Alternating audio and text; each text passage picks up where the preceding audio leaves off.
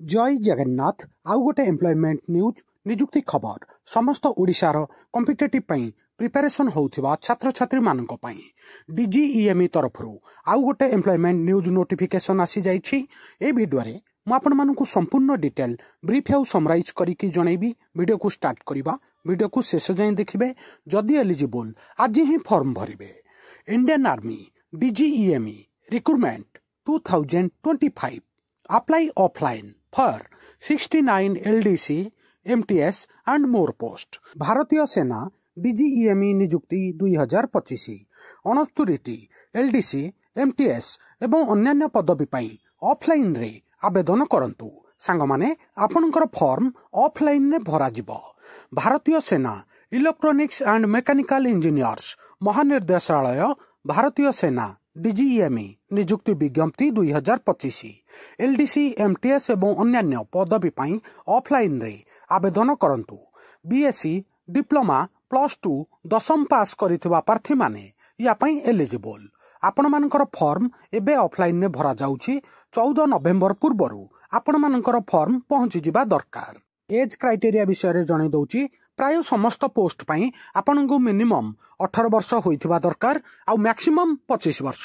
केवल गोटिए post JTTI पाई minimum 21 वर्ष, maximum 30 वर्ष। एठारे एज रिलैक्सेशन मध्य मिलिबो जदि आपण माने एससी एसटी किंबा ओबीसी रु बिलोंग करूथुवे। 5 वर्ष आ 3 वर्षर एज रिलैक्सेशन मध्य अछि। इंपोर्टेंट डेट आउ थरे जणे दउछि।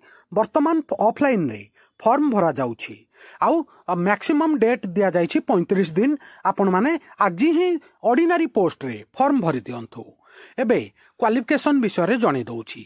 JTTI पाई जूनियर टेक्निकल ट्रेनिंग इंस्ट्रक्टर पाई आपण बीएससी पास आउट होइथिबा दरकार। फिजिक्स, मैथ एवं इंग्लिश आपणकर सब्जेक्ट रे कंपलसरी सब्जेक्ट रे थिबा दरकार।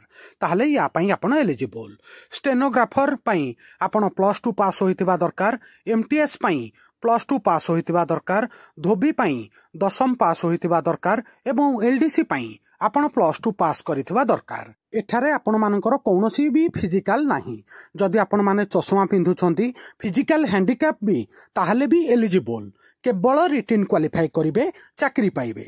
केवल ऑफलाइन रे ही आपण आवेदन करि पारिबे। आपण मानकर फॉर्म ऑर्डिनरी पोस्ट रे पकई पारिबे। सांग माने आज ही अप्लाई करि दियंतु।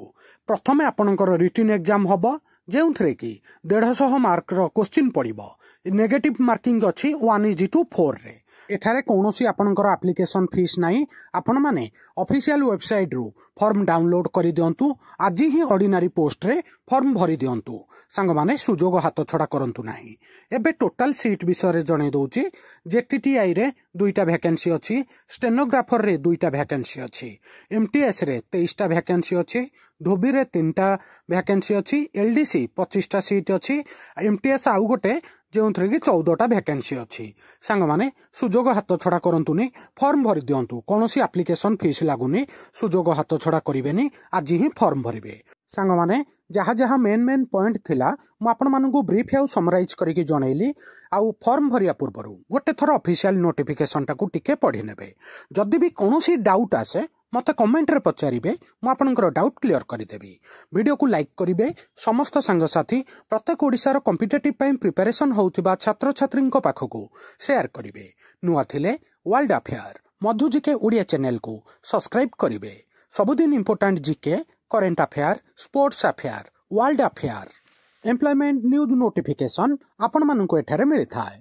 वीडियो देखिथिबारु बहुत बहुत धन्यवाद। जय जगन्नाथ, जय हिंद।